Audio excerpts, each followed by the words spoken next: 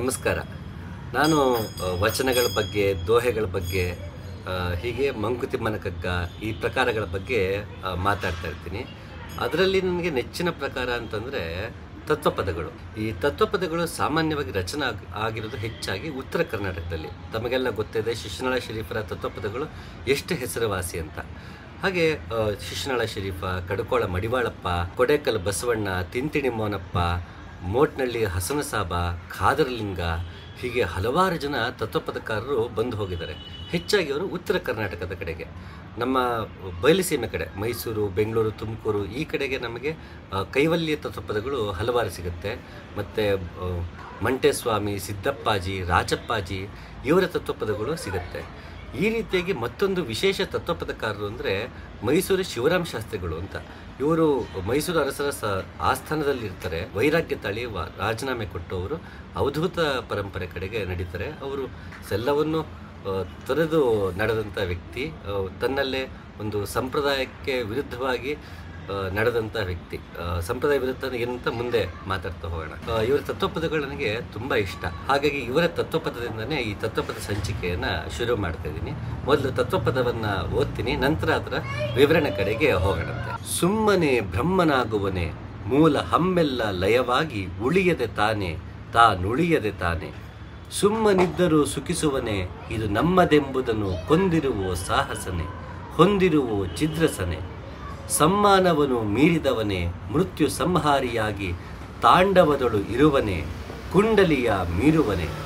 ಪುಸ್ತಕವನ್ನು ಮುಚ್ಚಲಿಲ್ಲ, ತಾನ ಪುಸ್ತಕದೊಳಗೆಲ್ಲ ಶಿವನಾಗಲಿಲ್ಲ, ಕೇಶವನಾಗಲಿಲ್ಲ.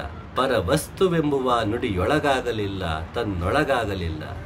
ಮರಣ ಭೀತಿಯ ಬೇರ ಸುಡದೆ, ತನ್ನ ಪರಮಾನಂದವನೇ ಎಲ್ಲೆಲ್ಲಿಯೂ ನಡೆದೆ, ಸುಮ್ಮನೆ ಬ್ರಹ್ಮನಾಗುವನೆ. ಶರೀರದೊಳು ಅಭಿಮಾನ ಬಿಡದೆ, ನಮ್ಮ ಗುರುಶಂಕರನಿಗೆ ಚಿತ್ತವನ್ನು ಒಪ್ಪಿಸದೆ, ವಿತ್ತವನ್ನು ಒಪ್ಪಿಸದೆ, ಸುಮ್ಮನೆ ಬ್ರಹ್ಮನಾಗುವನೆ.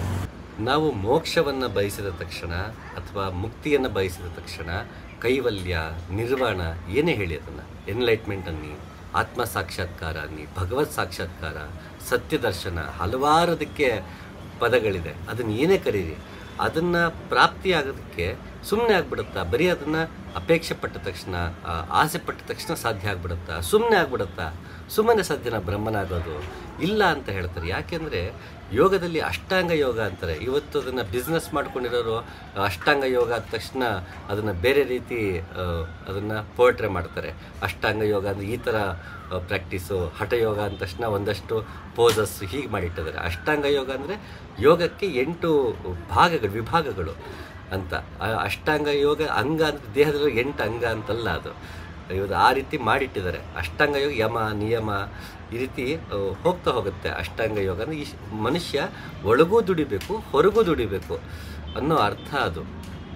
ಹಾಗಾಗಿ ಈ ಅಷ್ಟಾಂಗ ಯೋಗವನ್ನು ಪಾಲಿಸದೆಯೇ ನಾನು ಒಳಗಿಂದ ಪರಮಾತ್ಮನನ್ನು ಕಾಣುವ ಸಮಯದಲ್ಲೇ, ಅಟ್ ದ ಸೇಮ್ ಟೈಮ್ ನಾವು ಹೊರಗಿನಿಂದನೂ ಪರಮಾತ್ಮನನ್ನು ಕಾಣುವ, ಒಳಗೆ ಭಗವಂತನ ಜೊತೆ ಒಂದಾಗುವ ಸಮಯದಲ್ಲೇ ಭಗವಂತ ಎಲ್ಲೆಲ್ಲೂ ಇದ್ದಾನೆ ಮೇಲೆ ಅವನ ಜೊತೆ ಎಲ್ಲೆಲ್ಲೂ ನಾವು ಹೊರಗಿನಿಂದನೂ ಭಗವಂತನನ್ನು ಕಾಣುತ್ತಾ ಒಳಗೂ ಭಗವಂತನನ್ನು ಸಮೀಪಿಸುವುದು, ಹೊರಗಿಂದನೂ ಭಗವಂತನನ್ನು ಸಮೀಪಿಸುವುದು, ಒಳಗೂ ಭಗವಂತನನ್ನು ಕಂಡುಕೊಳ್ಳುವುದು, ಹೊರಗೂ ಭಗವಂತನನ್ನು ಕಂಡುಕೊಳ್ಳುವುದು. ಇದು 2 ಕಡೆಯಿಂದ ನಡೆಯುವಂತಹ ಕ್ರಿಯೆ. ಹಾಗಾಗಿ ಅಷ್ಟಾಂಗ ಯೋಗ. ಒಳಗಡೆಯಿಂದಲೂ ನಾವು ತಂತ್ರಗಳಿಂದ ನಾವು ಮೇಲಕ್ಕೇರ್ತಾ ಹೋದರೆ ಹೊರಗಡೆ ಎಲ್ಲರಲ್ಲೂ ಒಂದಾಗುತ್ತಾ, ಎಲ್ಲರಲ್ಲೂ ಭಗವಂತನನ್ನು ಕಾಣುತ್ತಾ, ಇಲ್ಲಿ ಮನುಷ್ಯ, ಪ್ರಾಣಿ, ಅನಿಮಲ್ ಇನ್ಸ್ಟಿಂಕ್ಟಿಂದ ಮಾನವತ್ವದ ಕಡೆಗೆ ಮತ್ತು ದೈವತ್ವದ ಕಡೆಗೆ ಏರ್ತಾ ಹೋಗೋದು. ಹೊರಗಿಂದ ಮನುಷ್ಯನಾಗ್ತಾ ಹೋಗ್ತಾ ಮಾನವೀಯತೆಯನ್ನು ತೋರ್ತಾ ಒಳಗಿಂದ ದೈವತ್ವದ ಕಡೆಗೆ ಏರ್ತಾ ಹೋಗೋದು ಅಷ್ಟಾಂಗ ಯೋಗ. ಹಾಗಾಗಿ ಸುಮ್ಮನೆ ಬ್ರಹ್ಮನಾಗಕ್ಕಾಗಲ್ಲ, ಸುಮ್ಮನೆ ಮೋಕ್ಷಕ್ಕೆ ಅಧಿಕಾರಿ ಆಗೋಕ್ಕಾಗಲ್ಲ. ಯಾಕೆ ಇದನ್ನು ಹೇಳ್ತಾ ಇದ್ದಾರೆ ಅಂದರೆ, ಅವತ್ತಿಗೆ ಆಗಲಿ ಇವತ್ತಿಗೆ ಆಗಲಿ ಹಲವಾರು ಜನ ಬಂದವರೆ. ಒಬ್ಬ ಬುದ್ಧ ಬಂದ ತಕ್ಷಣ 100 ಜನ ತಲೆ ಬೋಳಿಸ್ಕೊಂಡು ಭಿಕ್ಷೆ ಬೇಡೋದಕ್ಕೆ ರೆಡಿಯಾಗಿ ಬಂದವರೆ. ಎಲ್ರಿಗೂ ಅದ್ರ ಕಡೆಗೆ ಆಸೆ. ಎಲ್ರಿಗೂ ನಮ್ಮ ಜೀವನದಲ್ಲಿ ಸಾಮಾನ್ಯ ಜೀವನದಲ್ಲಿ ನಮಗೇನೋ ತೊಂದರೆ ಆಗುತ್ತೆ, ಬೇಸರ ಆಗುತ್ತೆ, ಅದರಿಂದ ಎಸ್ಕೇಪ್ ಆಗಬೇಕು ಅನ್ಕೋತೀವಿ. ಎಸ್ಕೇಪ್ ಆಗಬೇಕು ಅಂದಾಗ ಮತ್ಯಾವನೊಬ್ಬ ಬಂದು ಅದು ಆಫರ್ ಮಾಡ್ತಾನೆ, ಸುಪ್ರೀಂ ಎನ್ಲೈಟ್ಮೆಂಟ್, ಸುಪ್ರೀಂ ಬ್ಲಿಸ್, ಹಾಗೆ ಹೀಗೆ ಅಂತ ದೊಡ್ಡ ದೊಡ್ಡ ಪದಗಳು ನೋಡಿದಾಗ ಆಕರ್ಷಣೆ ಆಗುತ್ತೆ. ಸುಖ, ಶಾಂತಿ, ನೆಮ್ಮದಿ, ಇದು ಯಾವುದು ಶಾಶ್ವತ ಅಲ್ಲ, ಶಾಶ್ವತವಾದ ಒಂದು ಭಾವ ಇದೆ, ಅದು ಅನುಭವ, ಆನಂದ, ಈ ರೀತಿ ಎಲ್ಲ ಮಾರ್ಕೆಟಿಂಗ್ ಮಾಡ್ಕೊಂಡಿರುವಾಗ ನಮ್ಗೆ ಆ ಕಡೆ ಮನಸ್ಸು ಎಳೆಯುತ್ತೆ. ಅಲ್ಲೇನೋ ಒಂದು ಶಾಶ್ವತವಾಗಿ ನಮ್ಗೆ ಸಿಗ್ಬೋದಾ? ಹಾಗಾದರೆ ಹುಟ್ಟು ಸಾವು ನಡೀತಿರುತ್ತೆ, ಇದರಿಂದನೂ ಎಸ್ಕೇಪ್ ಆಗ್ಬೋದಾ? ಈ ಎಸ್ಕೇಪ್ ಆಗೋದಕ್ಕೆ ಅಂತ ಹುಡುಕ್ತಿರ್ತಾರೆ. ಎಷ್ಟೋ ಜನಕ್ಕೆ ಒಂದು ವಾರ್ಡ್ ಕ್ರಿಯೇಟ್ ಆಗಿಬಿಡುತ್ತೆ. ಒಂದೊಳ್ಳೆ ಸಂಬಳ, ಒಂದೊಳ್ಳೆ ಹೆಂಡತಿ, ಮಕ್ಕಳು, ಸಂಸಾರ ಇದೆಲ್ಲ ಇದ್ದಾಗ ಮುಂದೇನು ಮಾಡಬೇಕು ಗೊತ್ತಾಗ್ದಿರೋವಾಗ ಅಲ್ಲೊಂದು ವಾರ್ಡ್ ಕ್ರಿಯೇಟ್ ಆಗುತ್ತೆ. ಇಂಗ್ಲೀಷ್ ಮಾತಾಡೋ ಕಾರ್ಪೊರೇಟ್ ಗುರುಗಳ ಹತ್ರ ಹೋಗ್ಬಿಡ್ತಾರೆ. ಯಾಕಂದ್ರೆ ಅವ್ರ ಪಾಪ ಇಂಗ್ಲೀಷ್ ಬರ್ತಿರುತ್ತೆ. ಇವ್ರು ಮಾಮೂಲಿ ಕನ್ನಡದಲ್ಲೋ ಸರಳ ಭಾಷೆಯಲ್ಲಿ ಅವ್ನು ಮಾತಾಡೋ ಗುರು ಸಿಕ್ಕಿದ್ರೆ ಅವ್ನ ಅಕ್ಸೆಪ್ಟ್ ಮಾಡ್ಕೊಳ್ಳೋಕ್ಕೆ ಆಗಲ್ಲ. ಅವ್ನು ಪ್ರಾಪರ್ ಒಂದು ವೆಬ್ಸೈಟ್ ಕ್ರಿಯೇಟ್ ಮಾಡಿ ಅವ್ನಿಗಿಷ್ಟು ಫೀಸು, ಇಷ್ಟು ದಿನ ಕೋರ್ಸು ಅಂಥೇಳಿ ಅದಕ್ಕೆಲ್ಲ ಏನಂತಂದರೆ ಟೆಸ್ಟ್ ಮೋನಿಯಲ್ ಕೊಟ್ಟಿರ್ತಾರೆ. ನಾವು ಇಂಥ ದಿನ ಕೋರ್ಸ್ ಮಾಡಿದ್ವಿ, ನಮ್ಗೆ ಇಂಥದ್ದು ಎಕ್ಸ್ಪೀರಿಯೆನ್ಸ್ ಆಗಿದೆ.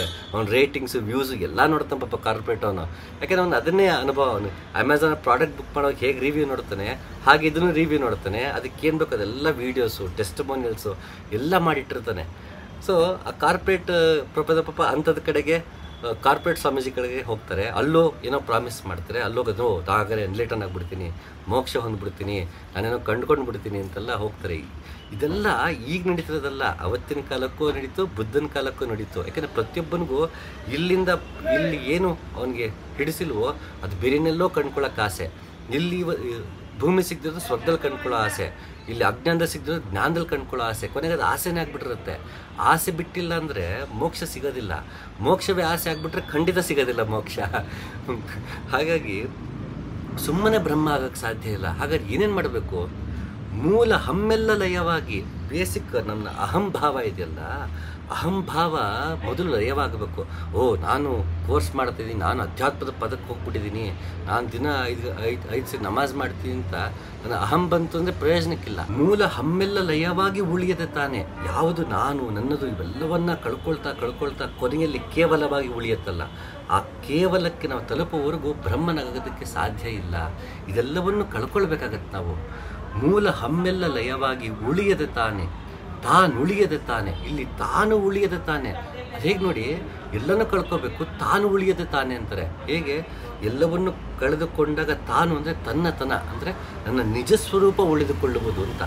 ತಾನು ಉಳಿಯದೆ ತಾನೆ ಎಷ್ಟು ಚೆನ್ನಾಗಿ ಸಂಸ್ಕೃತದಲ್ಲಿ ಎಷ್ಟು ಪ್ಯಾರಾಡಾಕ್ಸಿಕಲ್ ಆಗಿ ರಚಿಸ್ತಾರೋ ಉಪನಿಷತ್ಕಾರರು, ಹಾಗೆ ಇವರು ಕನ್ನಡದಲ್ಲೂ ರಚನೆ ಮಾಡ್ತಾರೆ. ತಾನು ಉಳಿಯದೆ ತಾನೆ ಅಂತ. ತಾನೇ ಹೌದು ತಾನೇ ಅಂತೀವಲ್ಲ, ಆ ಪ್ರಶ್ನೆಯ ತಾನೇನೂ ಇಟ್ಕೊಂಡು ತಾನು ಉಳಿಯದೆ ತಾನೆ. ಇಲ್ಲಿ ಅಹಮ್ಮೆಲ್ಲ ಕಳ್ಕೊಳ್ಳಿ, ಅವೆಲ್ಲ ಕಳ್ಕೊಂಡಾಗ ಉಳಿಯೋದೇನು? ನಾನು ಎನ್ನುವ ನಿಜಸ್ವರೂಪ.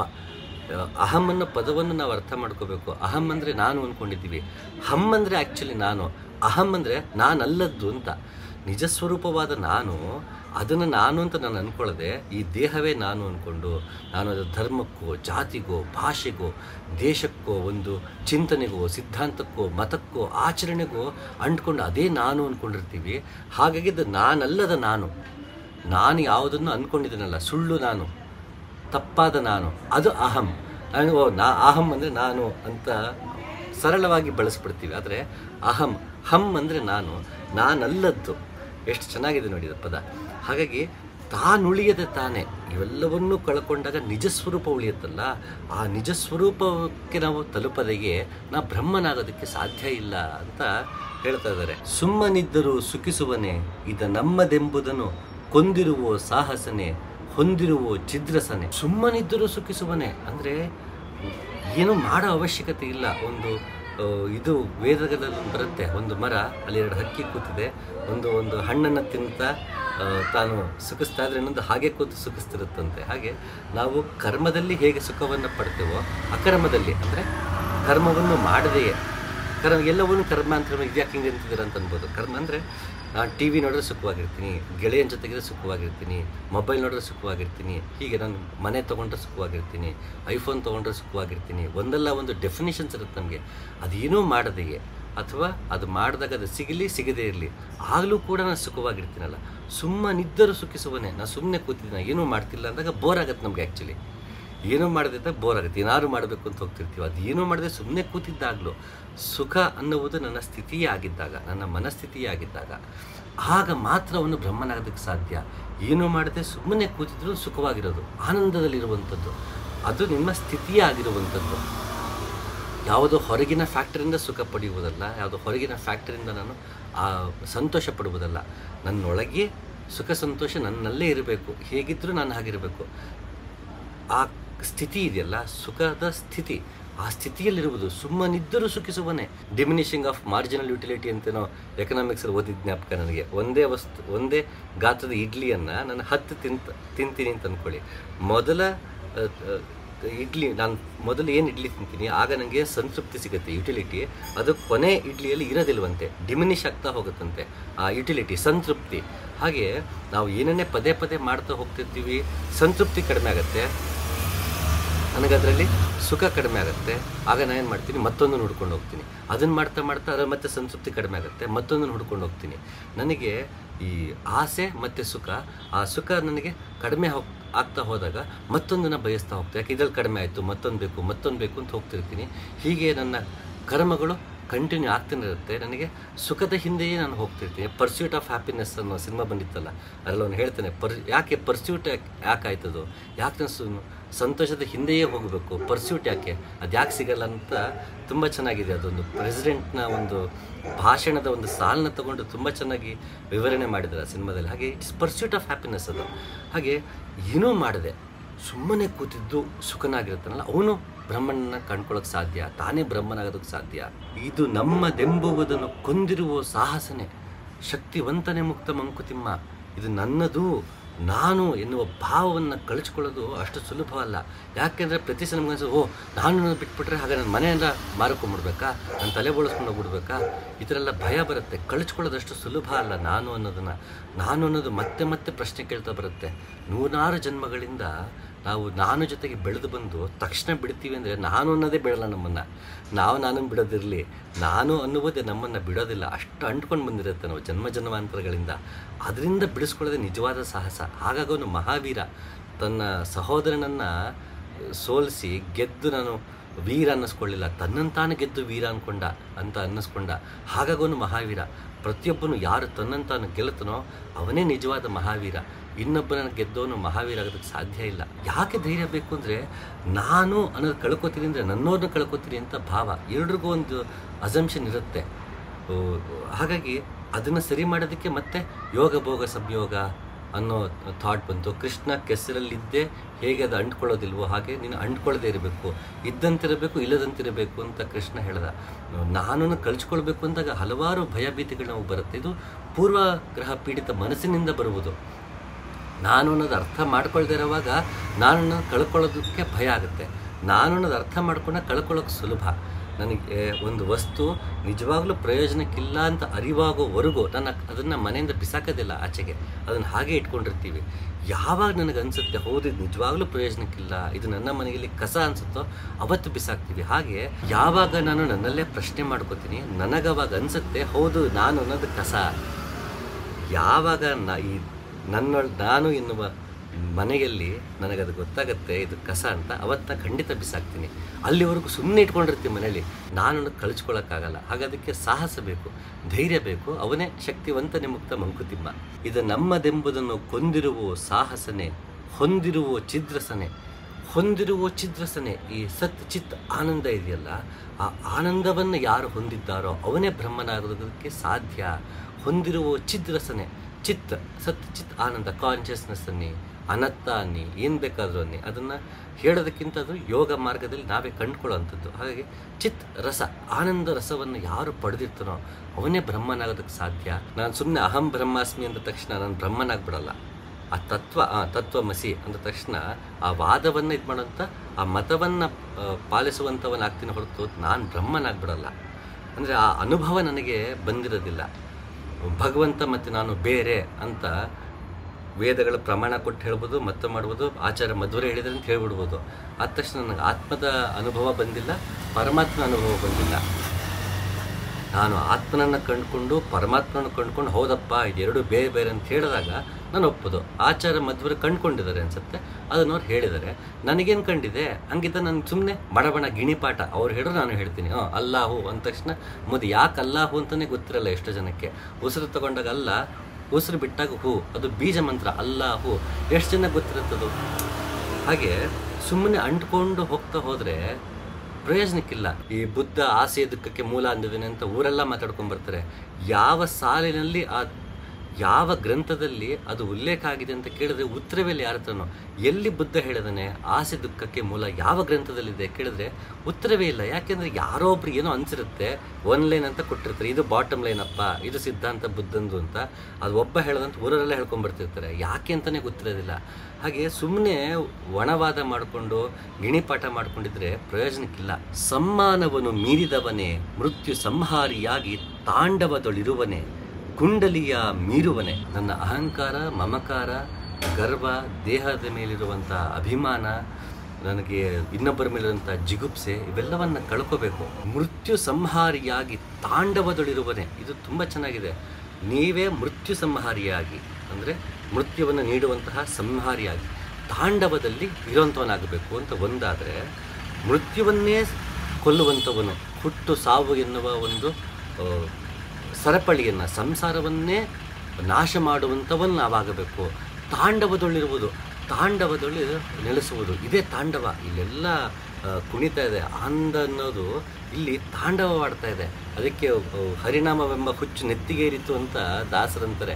ನೆತ್ತಿಗೇರದ ಹುಚ್ಚು, ಯಾಕೆಂದರೆ ಇಲ್ಲಿ ಕುಣಿಬೋದು. ಜಗನ್ನಾಥ ದಾಸರು ಹರಿಕಥಾಮೃತ ಸಾರದಲ್ಲಿ ಹೇಳಿದಾಗೆ ಇಲ್ಲಿ ಕೃಷ್ಣ ನಲಿತಾನೆ, ಶಿವ ತಾಂಡವ ಆಡ್ತಾನೆ, ಎರಡೂ ಒಂದೇ. ಕೊನೆಗೆ ಎಲ್ಲ ನಡೆಯೋದು ಇಲ್ಲೇನೆ, ಬೇರೆ ಇನ್ನೆಲ್ಲೂ ಇಲ್ಲ. ಹಾಗೆ ಇಲ್ಲಿ ನಾನು ತಾಂಡವವಾಡಬೇಕು, ನಿಂತು ಎಲ್ಲವನ್ನೂ ತೊರಿಬೇಕು. ನಾನು ನನ್ನದೇನೋ ಭಾವ ತೊರಿಬೇಕೆ ಹೊರತು ವಸ್ತುಗಳು ತೊರೀರಿ ಅಂತ ಹೇಳ್ತಿಲ್ಲ.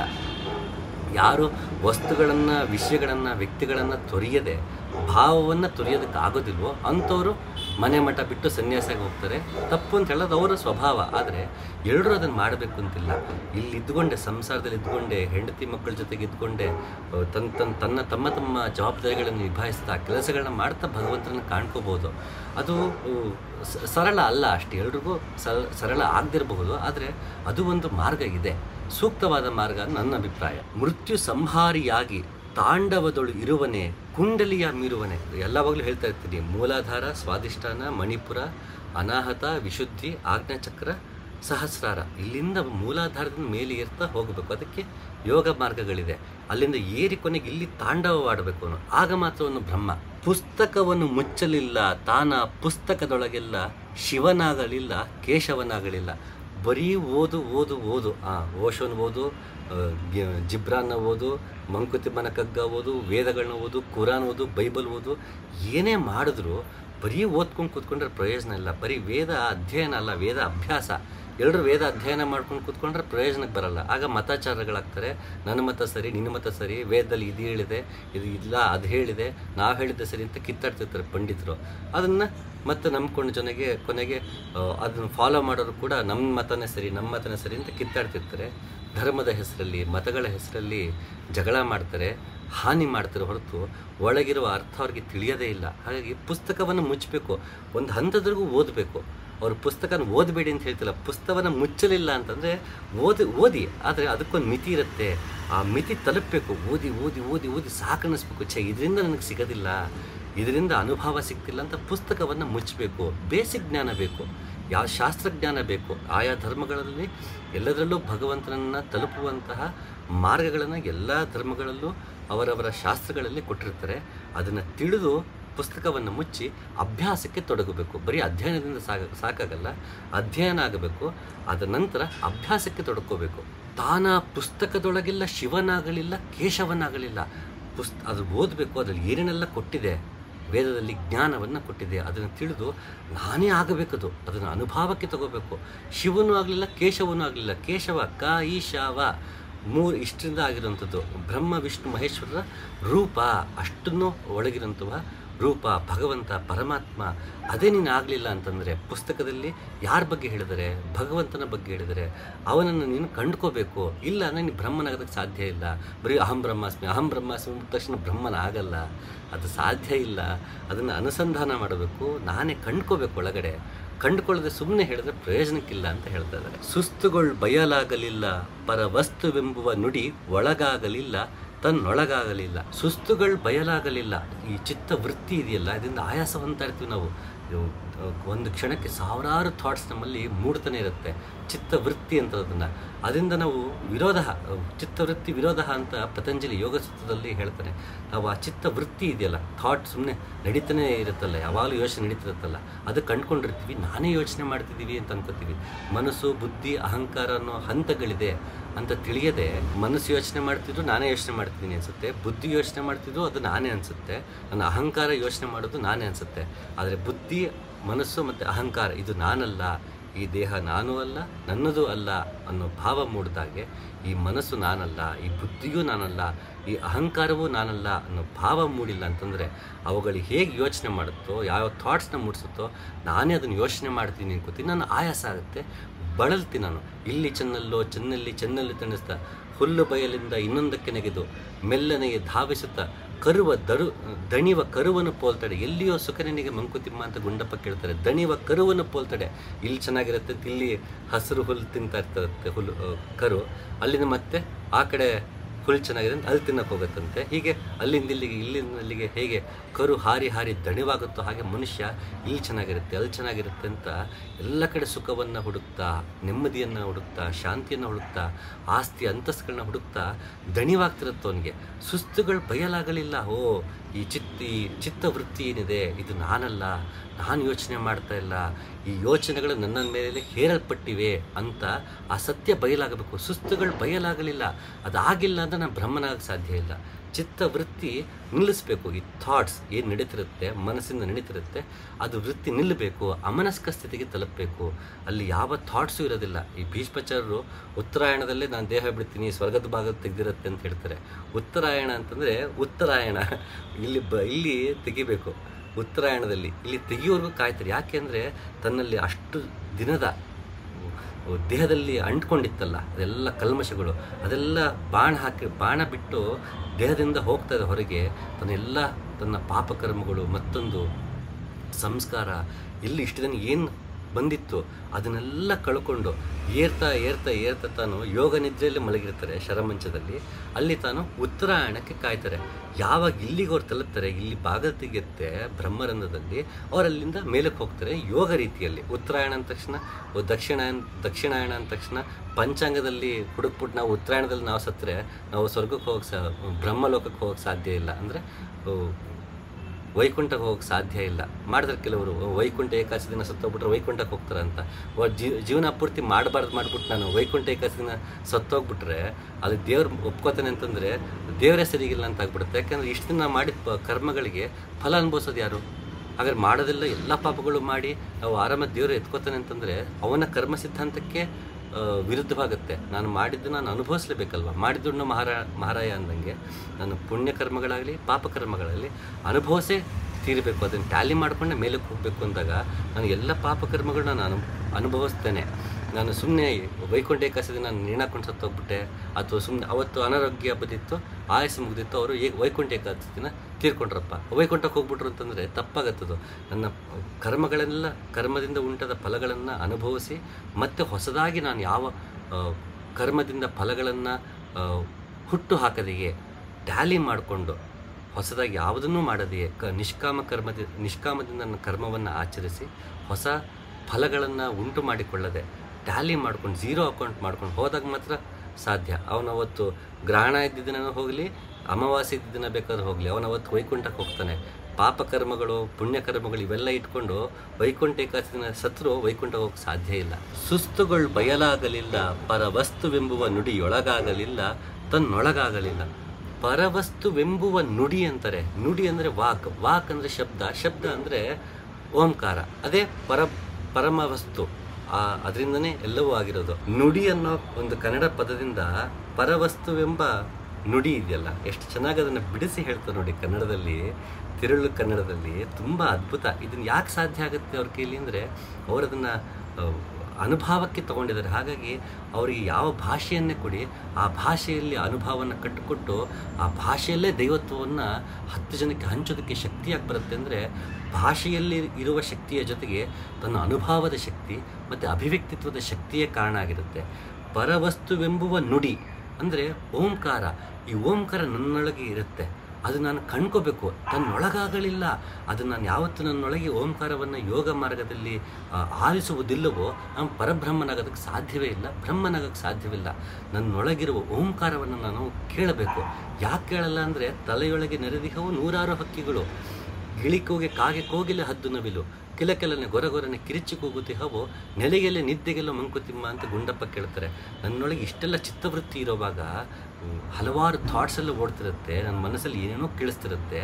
ಅದೇ ಕೇಳಿಸ್ಕೊಳ್ತಿರೋವಾಗ ಆ ಸದ್ದಿನ ಮಧ್ಯೆ ಓಂಕಾರ ಎಲ್ಲಿಂದ ಕೇಳ್ಸೋಕ್ಕೆ ಸಾಧ್ಯ? ನಾನು ಒಳಗಿಂದ ಅಮನಸ್ಕನಾಗಬೇಕು, ನನ್ನೊಳಗೆ ಮೌನ ಆವರಿಸಬೇಕು.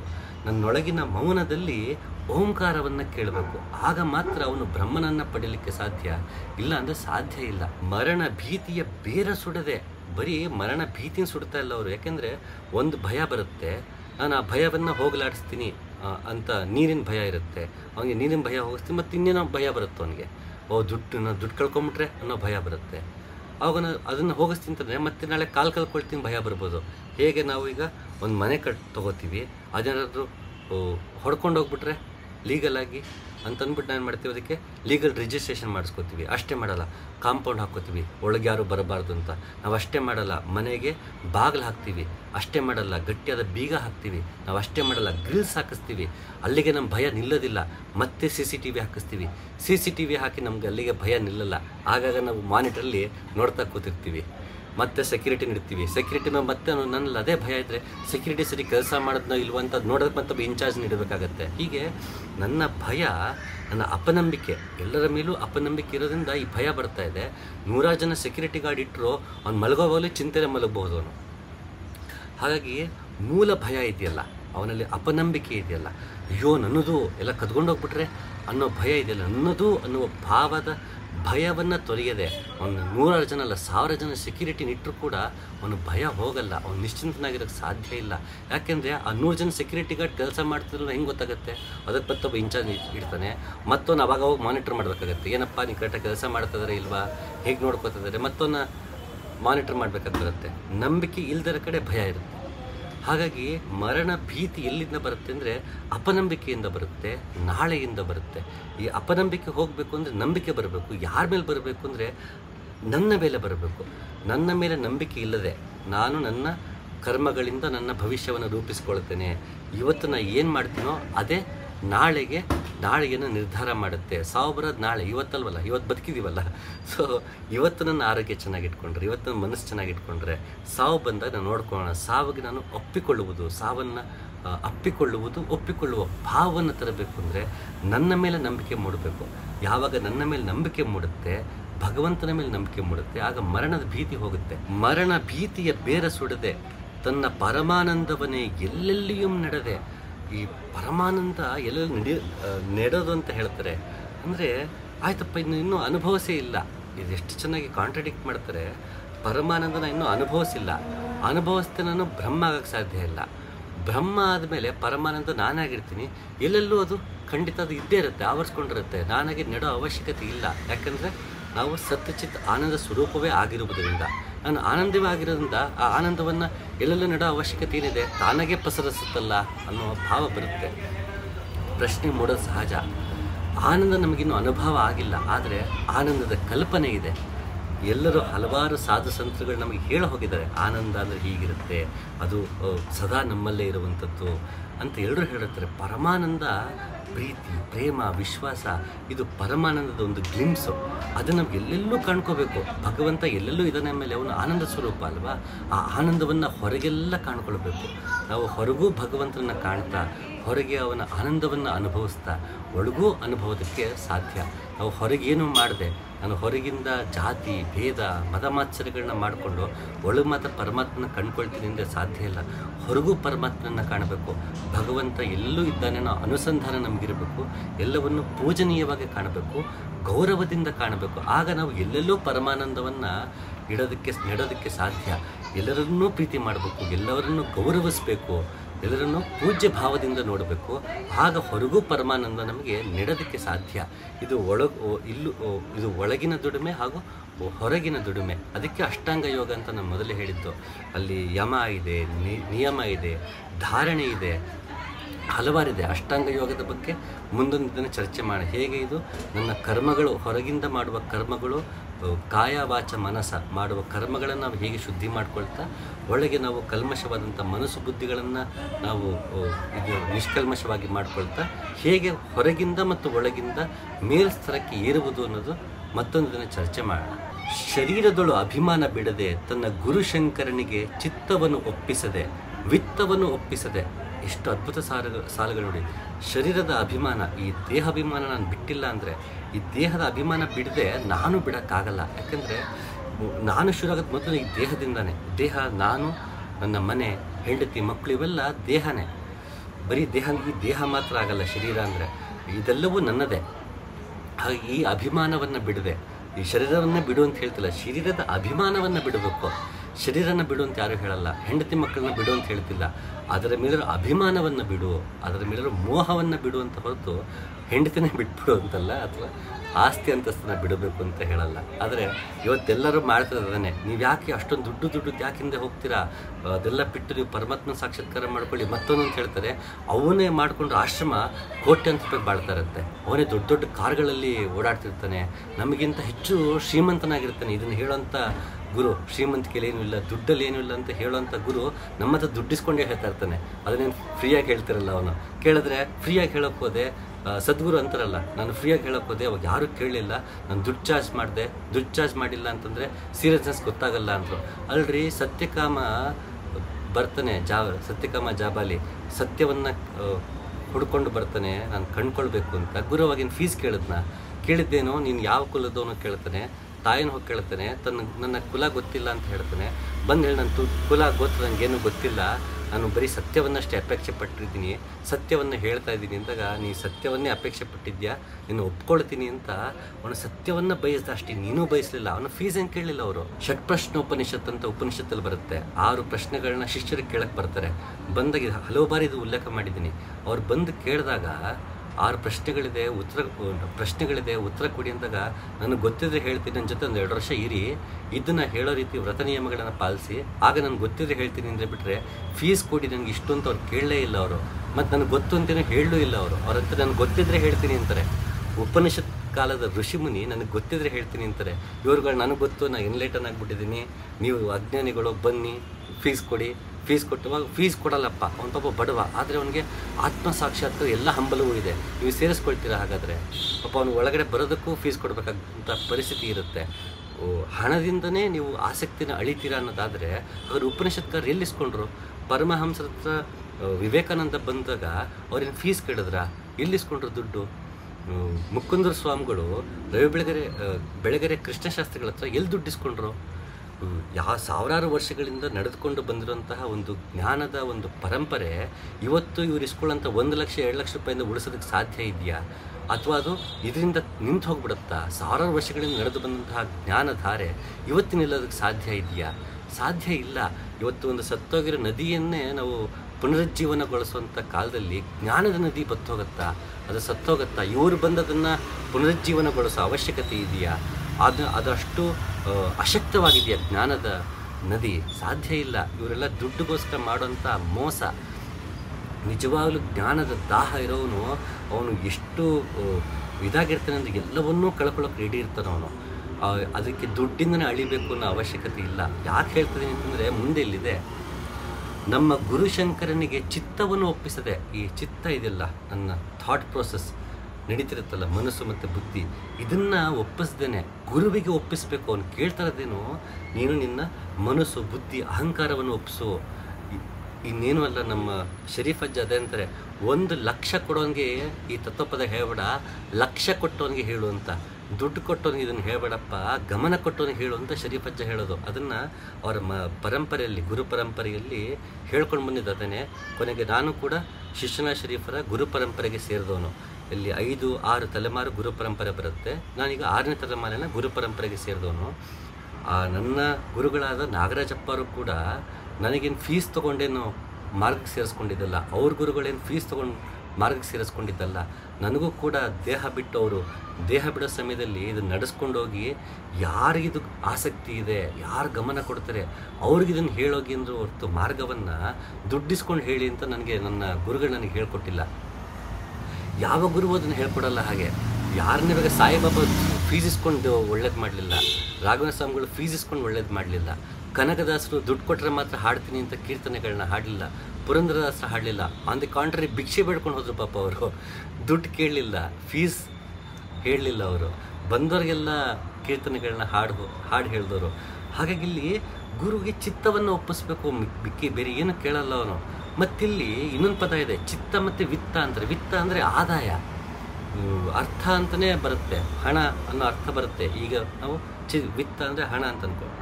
ವಿತ್ತವನ್ನು ಅರ್ಪಿಸದೆ, ವಿತ್ತ ಅಂದರೆ ನಾವು ದುಡ್ದಿದ್ದು, ಸಂಪಾದಿಸಿದ್ದು.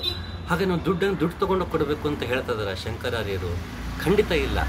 ನಾವು ಏನು ದುಡಿಯೋದು, ನಾವು ಹೋದ ಜನ್ಮದಲ್ಲಿ ಕೋಟ್ಯಾಧೀಶರಾಗಿರ್ತೀವಿ ಅಂದ್ಕೊಳ್ಳಿ, ಈಗ ಹುಟ್ಟಿದ ಮತ್ತೆ ಝೀರೋಯಿಂದನೇ ಹುಡ್ತೀವಿ. ಅಥವಾ ನಾವು ಯಾವ ಆರ್ಥಿಕ ಒಂದು ವ್ಯವಸ್ಥೆ ಇರೋಂಥ ಮನೆ ಹುಟ್ಟಿರ್ತೀವೋ ಅಲ್ಲೇ ನಾವು ಇರ್ತೀವಿ, ಮತ್ತು ನಾವೇ ದುಡಿಬೇಕಾಗಿ ಬರುತ್ತೆ. ಈ ದುಡ್ಡು ನಮ್ಮ ಜೊತೆಗೆ ಜನ್ಮಾಂತರಗಳಲ್ಲಿ ಬರಲ್ಲ. ಹಾಗಂತ ಇಲ್ಲಿ ದುಡಿಬಾರ್ದು ಅಂತಲ್ಲ, ಶಕ್ತಿ ಇರೋರಷ್ಟು ಮನುಷ್ಯ ಸ್ವಂತ ಶಕ್ತಿ ಮೇಲೆ ಅವನು ದುಡಿಬೇಕು, ಬದುಕಬೇಕು. ಆದರೆ ಇಲ್ಲಿ ಒಂದು ನಾವು ಸಂಪಾದನೆ ಮಾಡೋದು ಬರುತ್ತೆ, ಏನಂದರೆ ನಾವು ಮಾಡುವಂಥ ಕರ್ಮಗಳಿಂದ ಉಂಟಾಗುವ ಪಾಪ ಮತ್ತು ಪುಣ್ಯ, ಮತ್ತು ನಾನು ಹಿಂದಿನ ಜನ್ಮದಲ್ಲಿ ಪಡೆದಂತಹ ಸಂಸ್ಕಾರ. ಈ ಸಂಸ್ಕಾರ ಮತ್ತು ಪಾಪ ಪುಣ್ಯಗಳು ಇಷ್ಟೇ ನಮ್ಮ ಜೊತೆಗೆ ಬರೋದು. ಹಾಗಾಗಿ ನಾವು ಈಗ ಯಾಕೆ ಸಂಸ್ಕಾರವನ್ನು ಚೆನ್ನಾಗಿ ಮಾಡ್ಕೋಬೇಕು, ಸತ್ಸಂಗ ಮಾಡಬೇಕು ಅಂತೀವಂದರೆ ಮುಂದಿನ ಜನ್ಮಕ್ಕೆ ನಮ್ಗೆ ಬರೋದು ಅದೇನೆ, ನಮ್ಮ ಸಂಸ್ಕಾರ. ನಾವು ಹೇಗೆ ಗುಣಗಳನ್ನು ಬೆಳೆಸ್ಕೊಳ್ತೀವೋ ಅದು ಕ್ಯಾರಿ ಫಾರ್ವರ್ಡ್ ಆಗುತ್ತೆ. ಹಾಗಾಗಿ ನಾನು ಹಿಂದಿನ ಜನ್ಮದಿಂದ ತೊಗೊಂಡು ಬರೋದು ಪಾಪ ಪುಣ್ಯ ಮತ್ತು ಸಂಸ್ಕಾರ, ಇವು ಮೂರೇ. ಇದೇ ನನ್ನ ವಿತ್ತ, ಇದನ್ನೇ ಅರ್ಪಿಸ್ಬೇಕು ಗುರುಗೆ. ಆಯಿತು, ಈ ಸಂಸ್ಕಾರವನ್ನು ಯಾಕೆ ಅರ್ಪಿಸ್ಬೇಕು ನಾನು? ಯಾಕೆಂದರೆ ನಾನು ಹಿಂದುವಾಗಿ ನಾನು ಗುರುಗೆ ಶರಣಾದರೆ, ಮುಸಲ್ಮಾನನಾಗಿ ಗುರುಗೆ ಶರಣಾದರೆ, ಕ್ರಿಶ್ಚಿಯನ್ನಾಗಿ ಗುರುಗೆ ಶರಣಾದರೆ ಅದು ಪ್ರಯೋಜನಕ್ಕೆ ಬರಲ್ಲ. ಯಾಕೆಂದರೆ ಕೂತಿರುವ ಗುರು ಹಿಂದೂ ಅಲ್ಲ, ಕ್ರಿಶ್ಚಿಯನ್ ಅಲ್ಲ, ಮುಸಲ್ಮಾನ ಅಲ್ಲ, ಜೈನನಲ್ಲ, ಪಂಜಾಬಿ ಅಲ್ಲ. ಅವನು ಸತ್ಯವನ್ನು ಕಂಡುಕೊಂಡಂತಹ ಅವನು ಸತ್ಯಚಿತ್ ಆನಂದ ಸ್ವರೂಪನಾಗಿರ್ತಾನೆ ಅಷ್ಟೇ ಹೊರತು ಅವನು ಯಾವ ಜಾತಿ ಧರ್ಮಕ್ಕೂ ಅವನು ಸೇರಿರೋದಿಲ್ಲ. ಯಾವಾಗ ಗುರುವೇ ಒಂದು ಜಾತಿಗೆ ಸೀಮಿತನಾಗಿರುವುದಿಲ್ಲವೋ, ಧರ್ಮಕ್ಕೆ ಸೀಮಿತನಾಗಿರುವುದಿಲ್ಲವೋ, ಗುರುವು ಶಿಷ್ಯನು ಕೂಡ ಯಾವ ಜಾತಿ ಧರ್ಮಕ್ಕೂ ಸೀಮಿತನಾಗಿರಬಾರ್ದು. ಅದಕ್ಕೆ ಒಂದು ಶರಣರು ಹೇಳ್ತಾರೆ, ಕುಲ ಛಲವ ಬಿಟ್ಟು ನಿಮ್ಮ ನೊಲೆದ ಶರಣರಿಗೆ ತಲೆಬಾಗುವೆನ ಕುಲಜರೆಂದು ಅಂತ. ಕುಲ ಛಲವ ಬಿಡಬೇಕು ಅವನು. ನಾನು ಇಂಥ ಕುಲದವನು, ಇಂಥ ದೇಶದವನು, ಭಾಷೆಯವನು, ಧರ್ಮದವನು ಛಲವನ್ನು ಬಿಟ್ಟು, ಕುಲ ಛಲವ ಬಿಟ್ಟು ನಿಮ್ಮ ನೊಲಿದ ಶರಣರಿಗೆ ತಲೆಬಾಗುವೆನ ಕುಲಜರೆಂದು. ಯಾರು ಕುಲವನ್ನು ಬಿಟ್ಟು ಬರ್ತಾನೋ ಅವನೇ ನಿಜವಾದ ಕುಲಜ, ಅವನೇ ನಿಜವಾದ ಶರಣ ಅಂತ ಶರಣರು ಹೇಳ್ತಾರೆ. ಹಾಗೆ ನನ್ನ ಸಂಸ್ಕಾರವನ್ನು ಬಿಡಬೇಕು. ಈಗ ನಾನು ಮಾಧ್ವ ಪರಂಪರೆಯಲ್ಲಿ ಬೆಳೆದು ಬಂದಂಥವನು. ಆದರೆ ನನಗೆ ಇವತ್ತು ನಾನು ಈಗೇನು ತತ್ವಪದವನ್ನು ಹೇಳ್ತಿದ್ದೀನಿ, ಇದು ಅದ್ವೈತ ಸಿದ್ಧಾಂತದ ಶಂಕರಾಚಾರ್ಯರ ಗುರುಪರಂಪರೆಗೆ ಬಂದಂತಹ ತತ್ವಪದಕಾರರು, ಅಂದರೆ ಅದ್ವೈತ ಸಿದ್ಧಾಂತವನ್ನು ಪ್ರತಿಪಾದನೆ ಮಾಡೋದು ಅಂತ ಅಂದ್ಕೊಳ್ಳೋಣ. ಸಿಂಪಲ್ಲಾಗಿ, ತುಂಬ ವಿವರಕ್ಕೆ ಹೋಗಲ್ಲ. ಅದು ಅಂತ ಅಂದ್ಕೊಂಡ್ರೆ ನಾನು ಇದನ್ನು ಹೇಳೋ ಹಾಗೆ ಇಲ್ಲ. ನಾನು ಯಾವುದೋ ಒಂದು ಸಿದ್ಧಾಂತಕ್ಕೆ ಅಂಟ್ಕೊಂಡಿದ್ದರೆ, ಮಾಧ್ವ ಪರಂಪರೆಗೆ ಅಂಟ್ಕೊಂಡಿದ್ರೆ, ಮಧ್ವ ಸಿದ್ಧಾಂತಕ್ಕೆ ಅಂಟ್ಕೊಂಡಿದ್ರೆ, ಅದೇ ಸರಿ ಅಂತ ನಂಬ್ಕೊಂಡು ಕೂತಿದ್ರೆ ಬೇರೆ ಮತಗಳು ನನಗೆ ಪರಿಚಯವೇ ಆಗ್ತಿರ್ಲಿಲ್ಲ. ನಾನು ಅದನ್ನು ಒಪ್ಕೊಳ್ತಾನೂ ಇರಲಿಲ್ಲ. ಯಾವಾಗ ಅದರಿಂದ ಕಳಿಸ್ಕೊಂಡು ಬರ್ತೀವಿ, ಯಾಕಂದ್ರೆ ಮಧ್ವ ಸಿದ್ಧಾಂತ ತಪ್ಪು ಅಂತಲೇ ಹೇಳ್ತಿಲ್ಲ. ಪ್ರತಿಯೊಬ್ಬನೂ ಒಂದಲ್ಲ ಒಂದು ಮನೆಯಲ್ಲಿ ಹುಟ್ಟಿರ್ತಾನೆ, ಪ್ರತಿಯೊಂದು ಮನೆಯಲ್ಲೂ ಒಂದಲ್ಲ ಒಂದು ಸಂಸ್ಕಾರವನ್ನು, ಮತವನ್ನು, ಧರ್ಮವನ್ನು ಪಾಲಿಸ್ತಿರ್ತಾರೆ. ಅದರಲ್ಲಿ ಹುಟ್ಟಿದ್ದೀವಿ ಅಂದ ತಕ್ಷಣ ಕಣ್ಣು ಮುಚ್ಚಿಕೊಂಡು ಪ್ರಶ್ನೆ ಮಾಡದೆ, ಸಂದೇಹ ಮಾಡದೆ, ಅರ್ಥವನ್ನು ತಿಳಿಯದೆಯೇ ಪಾಲಿಸುವುದು ಅದು ಸಂಸ್ಕಾರ. ಅಂದರೆ ಅಂಟಿಕೊಂಡಿರುವ ಸಂಸ್ಕಾರ. ಈ ಸಂಸ್ಕಾರದಿಂದ ಕಳಚಿಕೊಳ್ಳದೆಯೇ ನಾನು ಗುರುವನ್ನು ಪ್ರವೇಶ ಮಾಡೋಕ್ಕಾಗಲ್ಲ, ಸತ್ಯವನ್ನು ಪ್ರವೇಶ ಮಾಡೋಕ್ಕೆ ಸಾಧ್ಯ ಇಲ್ಲ. ಹಾಗಾಗಿ ಗುರುವನ್ನು ಒಪ್ಪಿಕೊಳ್ಳುವಾಗ ಎಲ್ಲವನ್ನೂ ಕಳಿಸ್ಕೋಬೇಕು ನಾವು. ಗುರುವಲ್ಲಿ ನಾನು, ನನ್ನದು ಎನ್ನುವ ಭಾವವನ್ನು ಕಳಿಸ್ಕೋಬೇಕು. ಧರ್ಮ, ಜಾತಿ ಇವೆಲ್ಲವಿಂದನೂ ಕಳಿಸ್ಕೋಬೇಕು. ಇಷ್ಟು ದಿನ ತಿಳಿದಂತಹ ಹೊರಗಿಂದ ಬಂದಂಥ ಮಾಹಿತಿ ಅದರಿಂದನೂ ಕಳಿಸ್ಕೋಬೇಕು. ಯಾಕೆಂದರೆ ಇವೆಲ್ಲ ಮುಂದೆ ಬರೋದೇ ಇಲ್ಲ ಗುರು ಮಾರ್ಗದಲ್ಲಿ. ಯಾಕೆಂದರೆ ಅವನು ಏನು ಬಾಯಿಂದ ಹೇಳ್ಕೊಡೋದೇ ಇಲ್ಲ. ಅವನು ಹೀಗೆ ಮಾಡು ಅಂತನಷ್ಟೇ. ಅವನೊಂದು ಮಾರ್ಗವನ್ನು ಕೊಡ್ತಾನೆ. ಆ ಮಾರ್ಗದಲ್ಲಿ ನಡೀತಾ ಹೋದರೆ ನನಗೆ ಸತ್ಯವು ಗೋಚರವಾಗ್ತಾ ಹೋಗುತ್ತೆ. ಹಾಗಾಗಿ ನನಗೆ ಸತ್ಯವನ್ನು ಕಂಡುಕೊಳ್ಳುವಾಗ ಇಷ್ಟು ದಿನ ಹೊರಗಿಂದ ಪಡೆದ ಮಾಹಿತಿ ಏನಿದೆ ಸತ್ಯದ ಬಗ್ಗೆ, ಅದು ನನಗೆ ಪ್ರಯೋಜನಕ್ಕೆ ಬರೋದಿಲ್ಲ. ಮಾರ್ಗದ ನಾನೇ ಕಂಡುಕೊಳ್ಳುವಾಗ ಅವಶ್ಯಕತೆ ಇಲ್ಲ. ನನಗೆ ರೋಡ್ ಮ್ಯಾಪ್ ಯಾವಾಗ ಹಾಕೋತೀನಿ ಅಂದರೆ, ನನಗೆ ರೂಟ್ ಗೊತ್ತಿದ್ರಾಗ ಮಾತ್ರ ನಾನು ಗೂಗಲ್ ಮ್ಯಾಪ್ ಹಾಕೋತೀನಿ. ಇಲ್ಲ ನಾನು ಗೂಗಲ್ ಮ್ಯಾಪ್ ಹಾಕ್ಕೊಳ್ಳಲ್ಲ. ನಾವು ಆ ರೂಟಲ್ಲಿ ನಡ್ಕೊಂಡು ಹೋಗ್ತಿರ್ತೀವಿ. ಆಗಾಗ ಲ್ಯಾಂಡ್ ಮಾರ್ಕ್ ನೋಡ್ಕೋತೀವಿ, ನಾನು ಕರೆಕ್ಟಾಗಿ ಹೋಗ್ತಿದ್ದೀನಿ ಇಲ್ವಾ ಅಂತ ಹೋಗ್ತಿರ್ತೀವಿ. ಹಾಗೆ ಬೀದಿ ದೀಪ ಇದ್ದಂಗೆ. ಎಲ್ಲ ಇಷ್ಟು ಸತ್ಯವನ್ನು ಕಂಡುಕೊಂಡ ಮಹಾನುಭಾವರೇನಿದ್ದಾರೆ, ವಚನಗಳೇನಿದೆ, ಗೀತೆ ಏನಿದೆ, ಕುರಾನ್, ಬೈಬಲ್, ಇವೆಲ್ಲ ನಮಗೆ ಬೀದಿ ದೀಪ ಇದ್ದ ಹಾಗೆ. ನಾವು ಹೋಗಬೇಕಾದ್ರೆ ನ್ಯಾವಿಗೇಟ್ ಮಾಡೋದಕ್ಕೆ ಸುಲಭ ಆಗೋದಕ್ಕೆ ಹೊರತುವೆ ಅದೇ ನಮಗೆ ಡೆಸ್ಟಿನೇಷನ್ ಅಲ್ಲ. ಇದು ಮಾರ್ಗಕ್ಕೆ ಅನುಕೂಲ ಆಗ್ಬೋದಷ್ಟೇ ಹೊರತು ಅದೇ ನಮಗೆ ಡೆಸ್ಟಿನೇಷನ್ ಅಲ್ಲ. ಹಾಗೆ ಅದನ್ನು ಅರ್ಥಕೊಂಡು ಇವೆಲ್ಲವನ್ನೂ ಅರ್ಪಿಸ್ಬೇಕು. ನಾನು ನನ್ನದು ಅನ್ನುವ ಭಾವವನ್ನು ಅರ್ಪಿಸ್ಬೇಕು. ಇಷ್ಟು ದಿನ ನಾನು ಯಾವುದೋ ಒಂದು ಮತಕ್ಕೋ ಧರ್ಮಕ್ಕೋ ಸೇರಿರ್ತೀನಿ, ಅದನ್ನು ನಾವು ಅರ್ಪಿಸ್ಬೇಕು. ಎಲ್ಲವನ್ನೂ ಮೀರಿದವರು ಈ ಶಂಕರಾರ್ಯರು ಕೂಡ ಅವೆಲ್ಲವನ್ನೂ ಮೀರಿ ನಿಂತವರು, ಜಾತಿ ಧರ್ಮಗಳನ್ನು ಮೀರಿ. ಯಾಕೆ ಇದನ್ನು ಮುಂದೆ ಬೇರೆ ಬೇರೆ ತತ್ವಪದಗಳು ಇವತ್ತು ತಗೊಂಡಾಗ ಅಲ್ಲಿ ಅದು ಉಲ್ಲೇಖ ಆಗುತ್ತೆ, ಅವರು ಹೇಗೆ ಜಾತಿ ಧರ್ಮಗಳನ್ನು ಮೀರಿ ನಿಂತಹ ವ್ಯಕ್ತಿ ಶಂಕರಾರ್ಯರು ಅಂತ ಮುಂದಿನ ತತ್ವಪದಗಳಲ್ಲಿ ತಿಳಿತಾ ಹೋಗೋಣ. ಇವೆಲ್ಲವನ್ನು ಚಿತ್ತ ಮತ್ತು ವಿತ್ತ ಇವೆರಡವನ್ನೂ ಅರ್ಪಿಸಿದಾಗ ಮಾತ್ರ ಅವನು ಬ್ರಹ್ಮನಾಗೋದಕ್ಕೆ ಸಾಧ್ಯ. ಗುರುವಲ್ಲಿ ಶರಣಾಗಬೇಕು, ಗುರುವಿನಿಂದ ಮಾರ್ಗ ಪಡಿಬೇಕು, ಆ ಮಾರ್ಗವನ್ನು ಪಡೆದು ಆ ಮಾರ್ಗದಲ್ಲಿ ನಡಿಬೇಕು, ತಾನೇ ಬ್ರಹ್ಮನನ್ನು ಕಂಡ್ಕೋಬೇಕು. ಆಗ ಮಾತ್ರ ಬ್ರಹ್ಮನಾಗೋದಕ್ಕೆ ಸಾಧ್ಯ. ಸುಮ್ಮನೆ ಬ್ರಹ್ಮನಾಗೋದಕ್ಕೆ ಸಾಧ್ಯ ಇಲ್ಲ ಅಂತ ಹೇಳ್ತಾ ಮತ್ತೊಂದು ತತ್ವಪದದ ಜೊತೆಗೆ, ಮತ್ತೊಂದು ಗುರುವಿನ ತತ್ವಪದದ ಜೊತೆಗೆ ಮತ್ತೆ ಬರ್ತೀನಿ. ನಮಸ್ಕಾರ.